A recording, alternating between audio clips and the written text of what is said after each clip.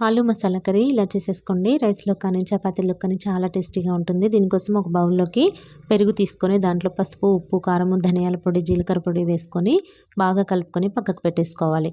ఇప్పుడు ప్యాన్ పెట్టుకొని కూరకు సరిపడా ఆయిల్ వేసుకొని ఆయిల్ హీట్ అయ్యాక జీలకర్ర, ఉల్లిపాయ, పచ్చిమిరపకాయ ముక్కలు కూడా వేసేసుకొని బాగా మగ్గించుకోవాలి. ఇవి మంచిగా మగ్గిపోయిన తర్వాత అల్లం వెల్లుల్లి పేస్ట్ వేసుకొని పచ్చివాసన పోయిన తర్వాత టొమాటో ప్యూరీ వేసుకోవాలి. ఇది కూడా ఒకసారి బాగా కలుపుకొని పచ్చివాసన పోయిన తర్వాత మనం కలిపి పెట్టుకున్న పెరుగు మిశ్రమాన్ని వేసుకొని ఒకసారి బాగా కలుపుకొని దీంట్లోనే కొద్దిగా వాటర్ వేసుకొని మూత పెట్టుకుంటూ మధ్య మధ్యలో కలుపుకుంటూ ఆయిల్ పైకి తేలేంత వరకు మగ్గించుకోవాలి. ఇలా మంచిగా మగ్గిపోయిన తర్వాత ఆలుగడ్డ ముక్కలు ఉడికించి పెట్టుకున్న ఆలుగడ్డ ముక్కలను కూడా వేసేసుకొని ఒకసారి బాగా కలుపుకొని క్రష్ చేసుకున్న కసూరి మేతి వేసుకొని కొద్దిగా గరం మసాలా, కొద్దిగా కొత్తిమీర వేసుకొని స్టవ్ ఆఫ్ చేసేసుకుంటే టేస్టీ ఆలు curry ready. Thank you for watching. Video నచ్చితే లైక్ చేయండి. ఎలా ఉందో కామెంట్ చేయండి. సబ్స్క్రైబ్ చేసుకోండి.